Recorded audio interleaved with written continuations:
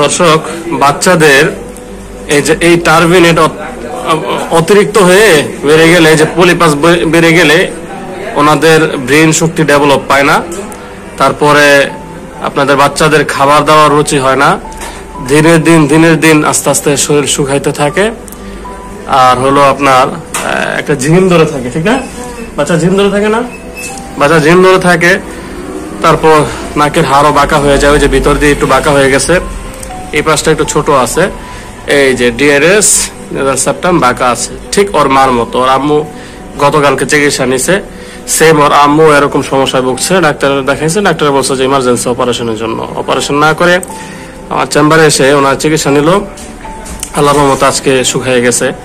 তো পরে ওনার ছেলের একই অবস্থা, তো এখন চিকিৎসা দিব ওই ছেলেটার। মূলত বিষয়টা হলো আসলে অনেকটাই বড় হয়ে গেছে।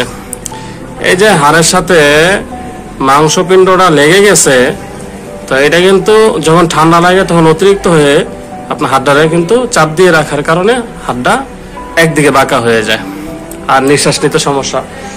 তখন বাচ্চাদের অক্সিজেন তো এই দিক দিয়ে যায়, বাতাস যদি আমাদের এদিক দিয়ে কম চলাচল করে, এই সাইনাসের এখানে ঠিক মতো অক্সিজেন সাপ্লাই না দিতে পারলে তখন ফুসফুসে যদি বাতাসটা প্রবেশ না করতে পারে, ফুসফুস থেকে ব্লাডে অক্সিজেন সাপ্লাই না দিতে পারে, তখন মাথা হ্যাং হয়ে যায়, বাচ্চাদের স্বাস্থ্য কমে যায়।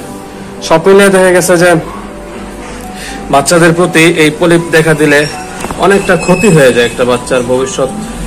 হ্যাঁ, আস্তে আস্তে অনেক সমস্যা দেখা দেয় এই পলিপ থেকে।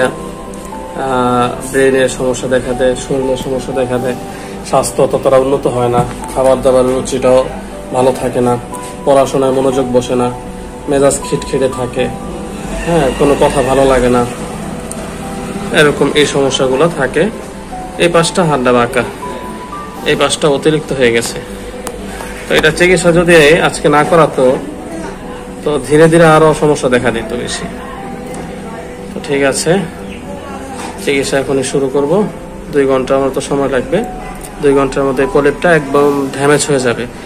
এই যে গোড়া, পলিপাসের গোড়া থেকে এটা ড্যামেজ হয়ে যাবে। ওষুধ দেওয়ার পরে এই পলিপাসের গোড়া থেকে নষ্ট হয়ে যাবে।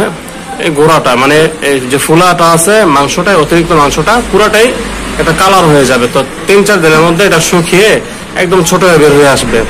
আর পরবর্তীতে 3-4 দিন পরে এই পলিপটা শুকিয়ে যখন বের হয়ে আসবে, তখন আপনার এই সাইডে যেরকম ফাঁকা, সেম এর চেয়ে বেশি ফাঁকা থাকবে। তখন নিঃশ্বাস নিতে আর কোনো সমস্যা হবে না। আপনার ছেলেটা দেখছেন আপনি আপা? এই যে দেখা যায় বন্ধ আছে।